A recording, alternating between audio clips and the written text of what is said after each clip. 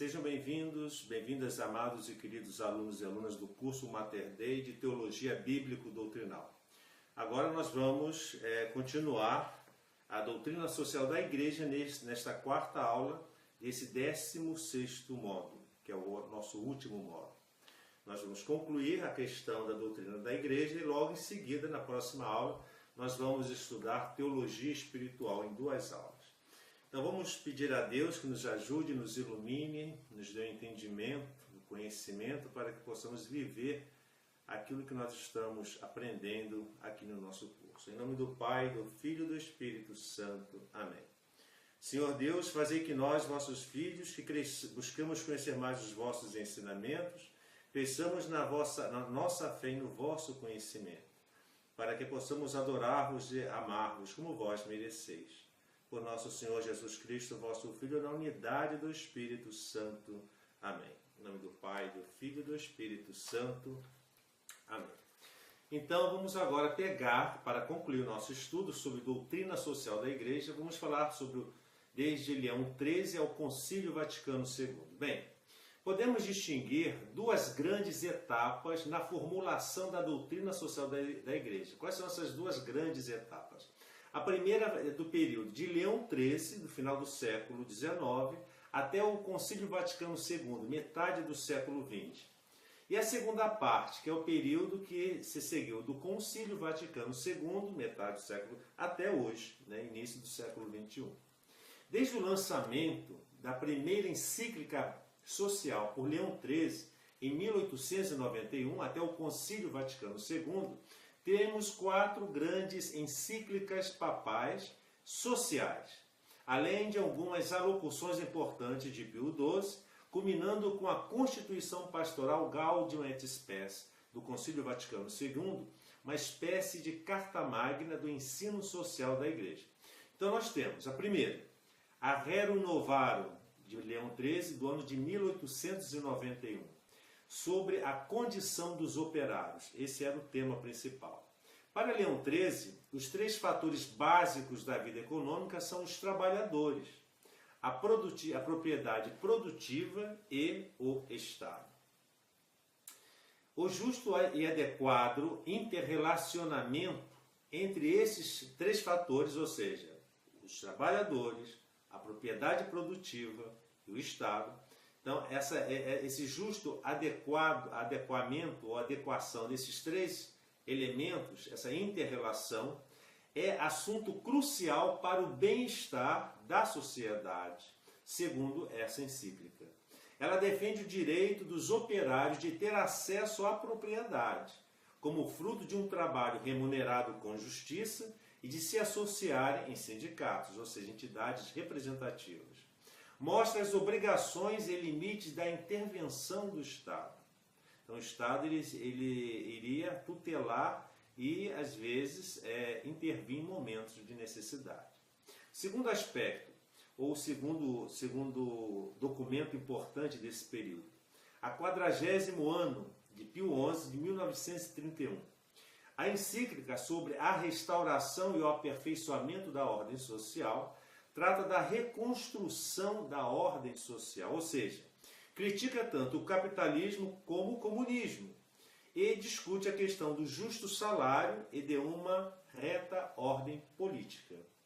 Formulou o princípio da subsidiariedade que nós já estudamos nas aulas anteriores.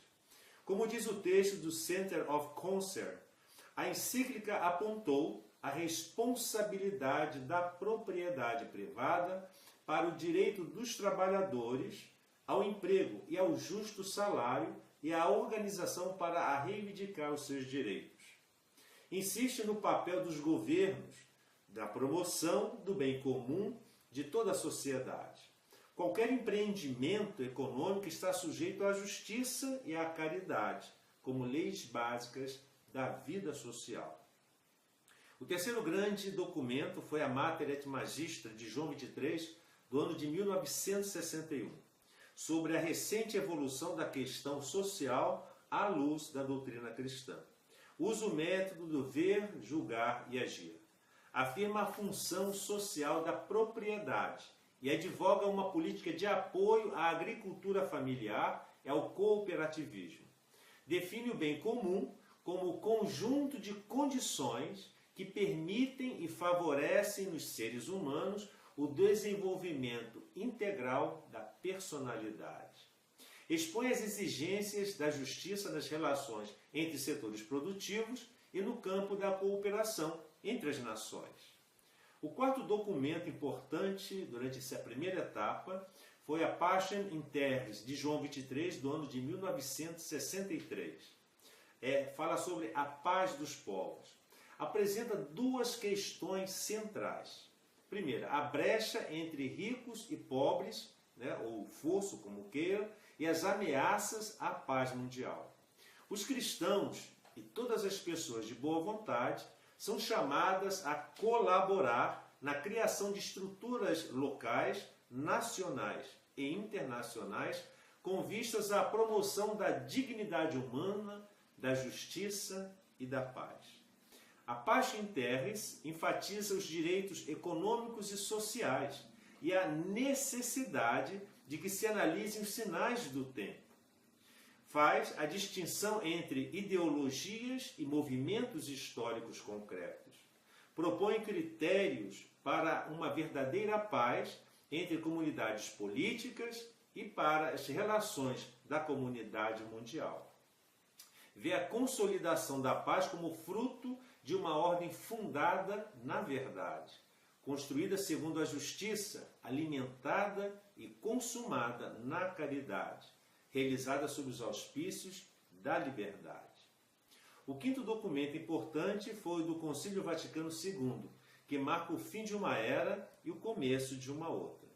A Gaudium et Spes, documento Constituição Pastoral sobre a Igreja no mundo de hoje, constitui a grande referência para uma nova visão de Igreja e de um novo relacionamento da Igreja com o mundo moderno. Da missão especificamente religiosa da Igreja, segundo o Concílio, deriva um encargo, uma luz e uma energia que podem servir para a organização e o fortalecimento da comunidade humana segundo a lei de Deus. Consolidando todo o ensinamento no campo social, o Concílio trata nesse documento da condição e vocação humana e da dignidade da pessoa humana, dos fundamentos éticos da comunidade humana e da atividade humana no mundo. Ainda aborda os problemas mais urgentes nos campos do matrimônio e da família. Trata da promoção do progresso cultural, da vida econômico-social, da comunidade política e da promoção da paz na comunidade internacional. Então essa foi a primeira etapa. Agora qual é a segunda etapa? A segunda etapa vai do concílio até os dias atuais. Bem, Novos Horizontes ampliam os temas e os lugares do discurso social.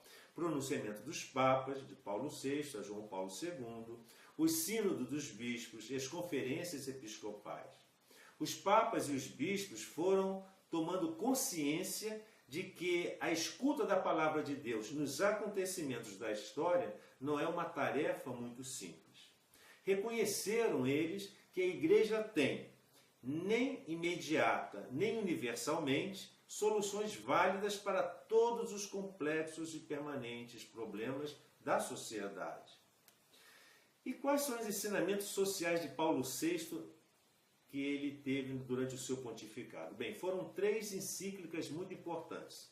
A primeira delas, de Paulo VI, foi a Populorum Progresso, ou seja, sobre o progresso dos povos, no ano de 1967, aponta para a dimensão estrutural da injustiça no mundo e para o direito de todos se tornarem participantes do desenvolvimento integral em espírito de colaboração sólida, e declara que o desenvolvimento é o novo nome da paz.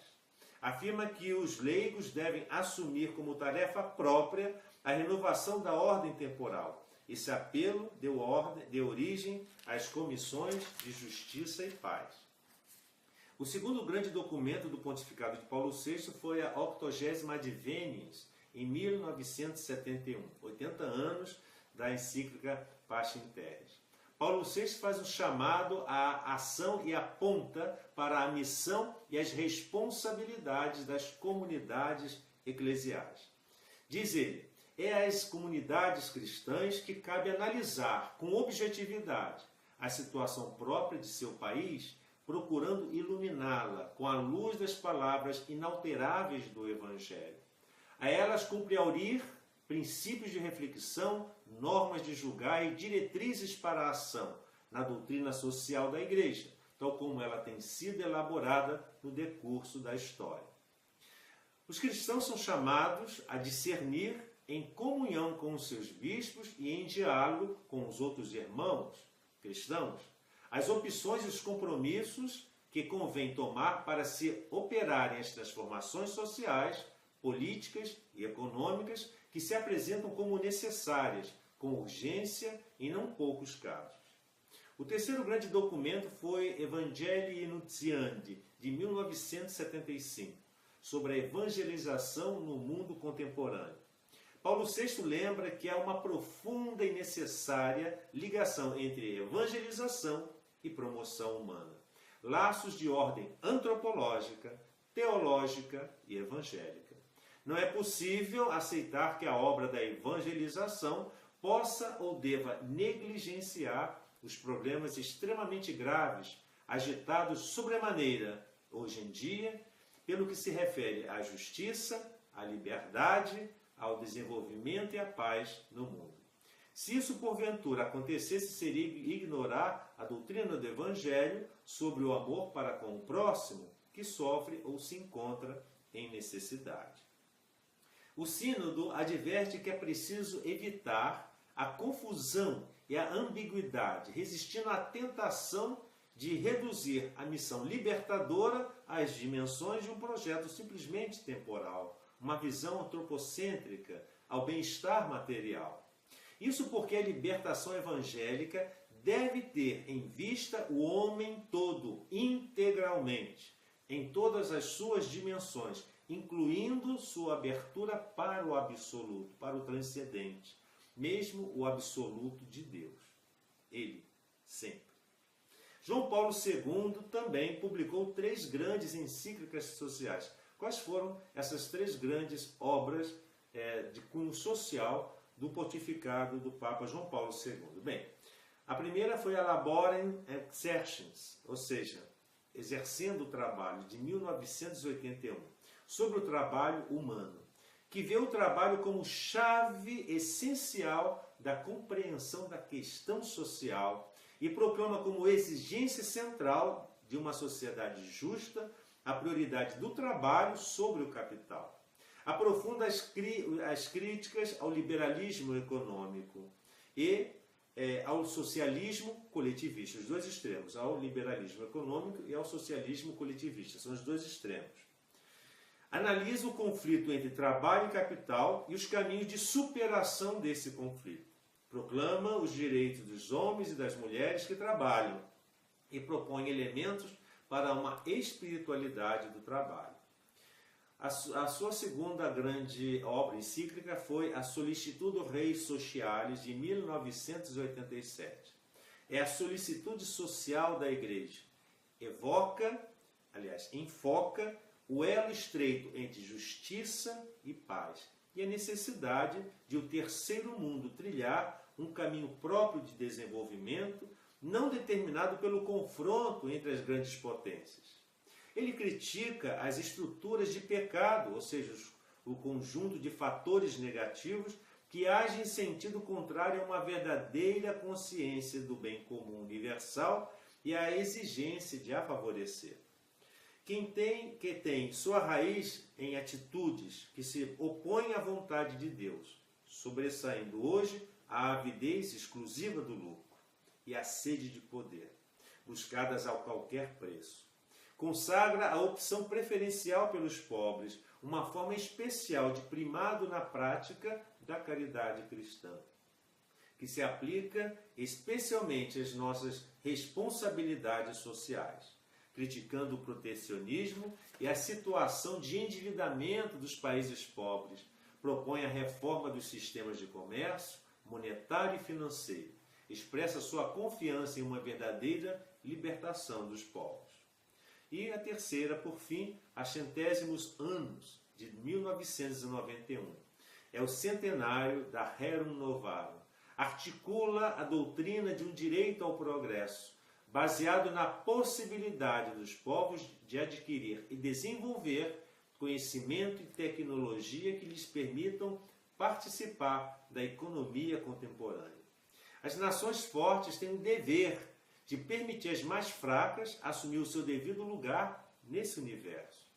Nessa encíclica, o Papa, mais que em qualquer outra no ensino social, amarra suas propostas ao amor que brota da fé cristã, isto é, da adesão aos valores do Evangelho.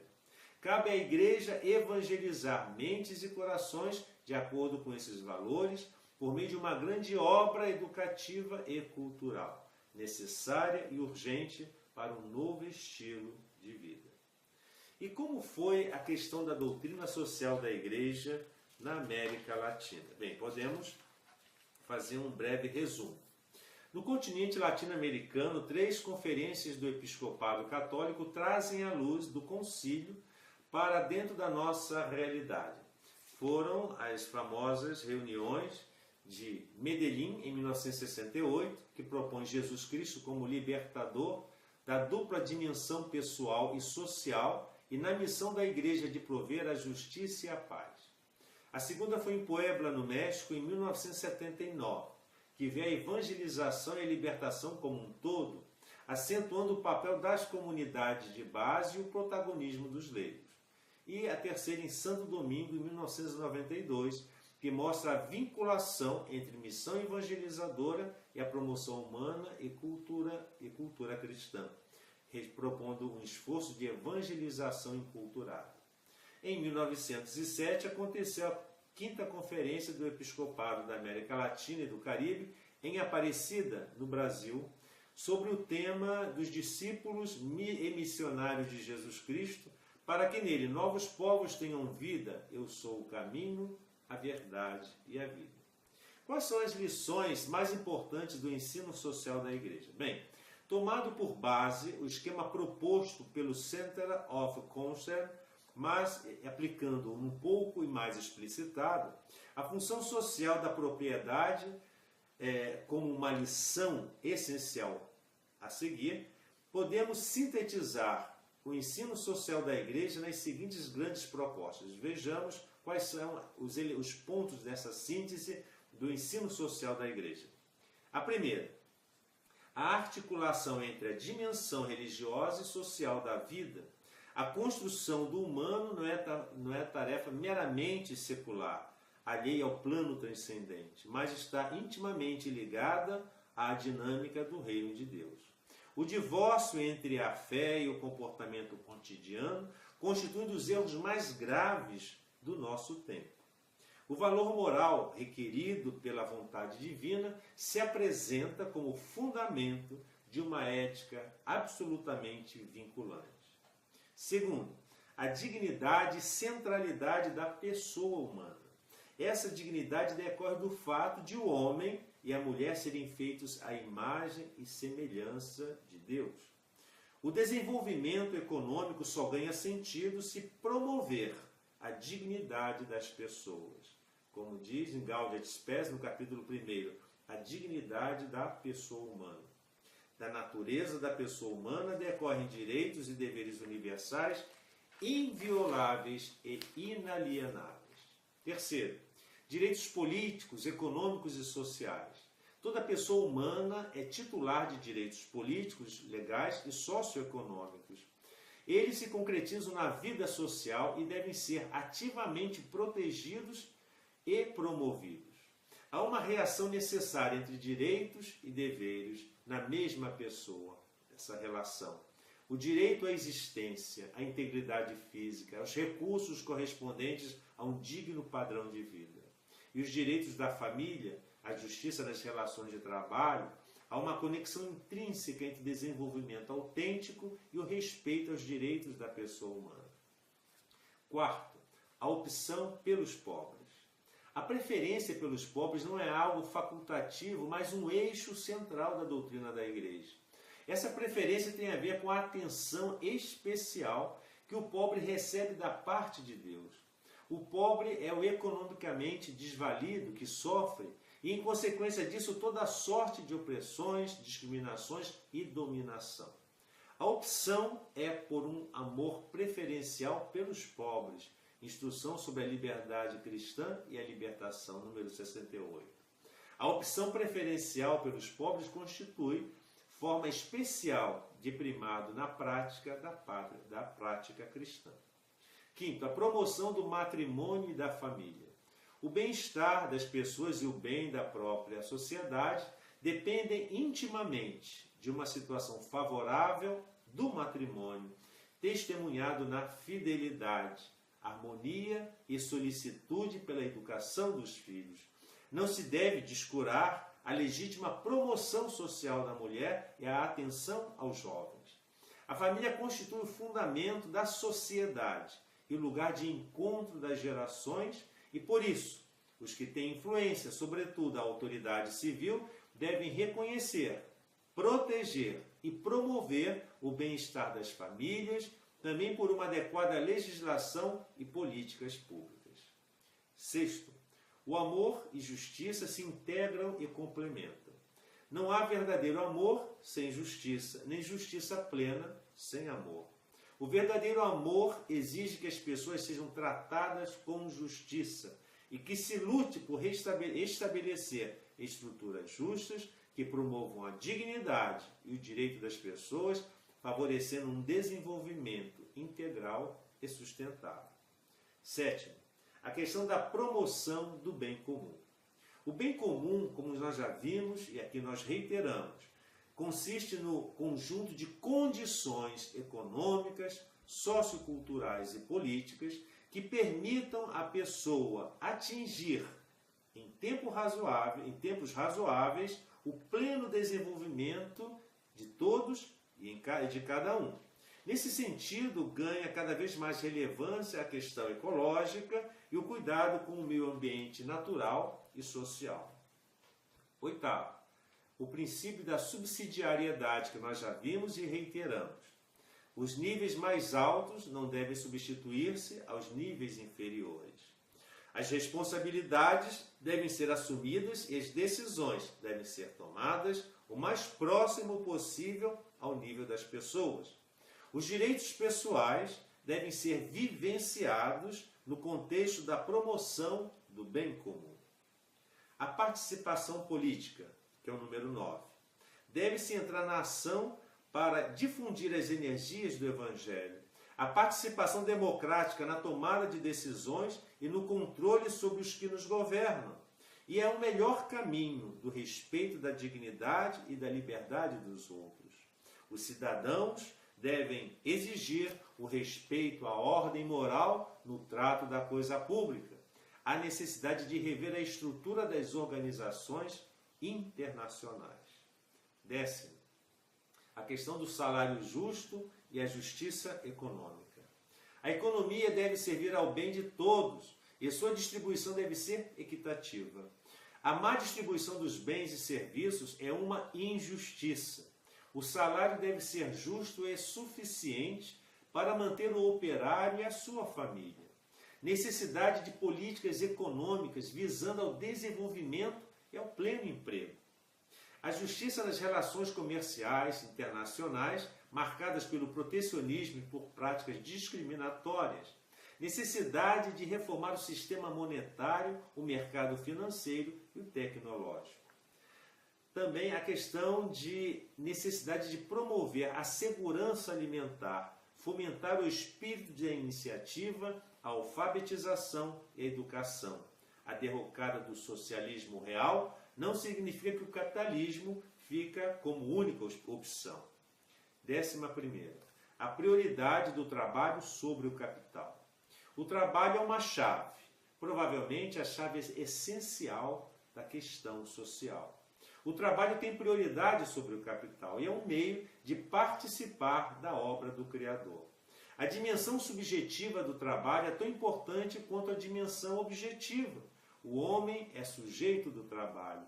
Como superar a exploração do trabalho? Novos movimentos dos homens do trabalho e, com eles, o direito ao trabalho, a um justo salário e à seguridade social. 12º, a questão do direito à propriedade. A propriedade privada de bens com seus direitos e deveres é garantia de segurança pessoal e da paz social. Tem índole individual e social. Isso conforme o Catecismo da Igreja Católica, nos números 2402 a 2406. Além do direito de propriedade, há um direito à propriedade, o que requer uma justa distribuição da propriedade e da renda. A propriedade pública e sua função, novas formas de propriedade, como a cogestão. Há uma justa função do lucro, que é um regulador da vida da empresa, mas não o único. E as especulações egoístas devem ser radicalmente barradas. 13º, a destinação universal dos bens. Bem, os bens da criação são destinados a todos e devem ser preservados e servir a todos ao bem comum. Deus deu à terra todo o gênero humano para que ele sustente todos os seus membros, sem excluir e privilegiar ninguém. A destinação universal estabelece um limite ao direito de propriedade, que não pode impedir que outros tenham igualmente a sua parte no dom de Deus. É fundamento do direito da propriedade. A destinação universal dos bens impõe deveres de solidariedade entre as pessoas, classes sociais e entre os povos.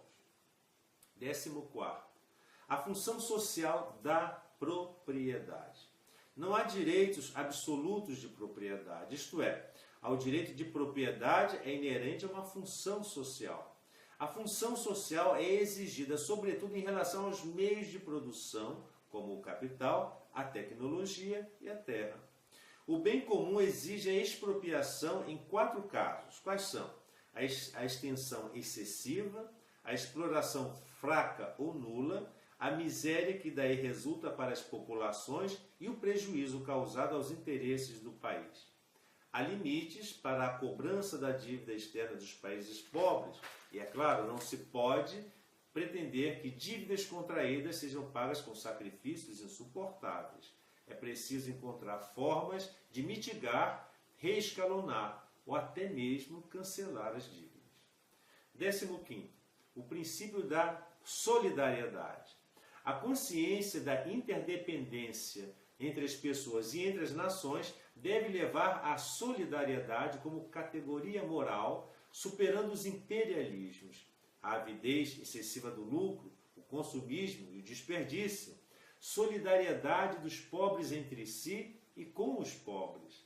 A vida íntima do Deus unitrino é a raiz última e modelo da unidade, que leva à comunhão e à solidariedade. 16º, promoção da paz. A paz é um bem maior, a sua promoção exige firmeza e determinação. É tarefa de todos, sobretudo dos que têm mais possibilidades e maiores responsabilidades. As relações baseadas no respeito mútuo e na justiça. O desenvolvimento é o novo nome da paz. A solidariedade, caminho para a paz e o desenvolvimento. O comércio de armas e o terrorismo devem ser coibidos. E por último, o 17º ponto, empenho para a libertação. O processo de libertação de injustiças em nível das pessoas e das estruturas econômicas e sociais opressivas é tarefa obrigatória de quem tem fé e comunga com os princípios da justiça e do bem comum. A libertação deve abraçar todas as pessoas e classes sociais. É uma tarefa que faz parte da missão libertadora da Igreja. Então vejam bem que esses princípios são fundamentais para nós. E como conclusão desse nosso estudo sobre a doutrina social da Igreja, podemos fazer as seguintes considerações. A doutrina social da Igreja, portanto, é um tesouro a ser resgatado e valorizado. De fato, por algum tempo, esse tesouro andou escondido, foi marginalizado ou incompreendido. O diálogo sistemático entre representantes de uma teologia mais social e especialistas em doutrina social da Igreja contribuiu certamente para desfazer mal-entendidos, superar preconceitos e promover o aprendizado. Recentemente, esse ensino não só voltou com mais força nas faculdades de teologia, nas universidades e nos seminários, mas passou a ser uma das ferramentas básicas da formação de militantes cristãos nas comissões de justiça e paz e nas escolas de fé e política. Entretanto, nem tudo é pacífico nessa revalorização. Há teses da doutrina social da Igreja que encontram resistência não só na grande mídia, mas entre os fiéis católicos. Sirvam de exemplo certas questões da bioética, a fecundação assistida e a oposição da Igreja ao abrandamento de leis que proíbem o aborto ou a eutanásia. Nós devemos sempre a Igreja estar contra a questão da fecundação artificial, dos meios mecânicos e contraceptivos, é claro, do controle da natalidade, e também devemos ser contra o abrandamento das leis que proíbem o aborto ou a eutanásia. A Igreja sempre será radicalmente contra esse tipo de prática. Então, nós não podemos ceder a esses abrandamentos ou despenalizações em relação às práticas de aborto e eutanásia.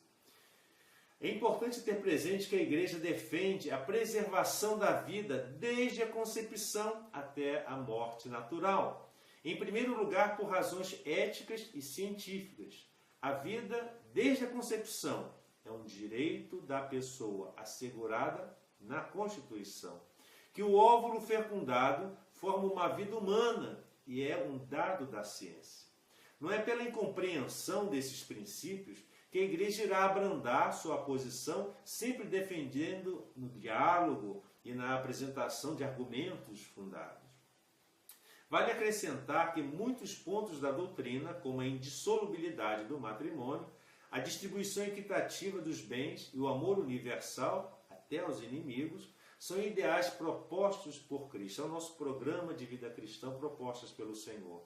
Incessantemente pregados pela Igreja, mas frequentemente negligenciados e não praticados pelos próprios cristãos. O pecado continua a marcar a realidade pessoal e social da humanidade, às vezes de forma dramática, explodindo em ódios raciais, atos de terrorismo e em guerras. Devemos estar preparados para o embate das forças do mal e pedir a graça da conversão individual e social. Esperamos novos céus e novas terras, onde habite a justiça. Essa esperança não deve arrefecer nossos esforços por mudanças nessa terra. O empenho de muitos cristãos, pessoalmente em grupos, deixa-nos perceber que uma outra sociedade está nascendo entre sofrimentos e esperanças. Um mundo humanizado, justo, sustentável e solidário.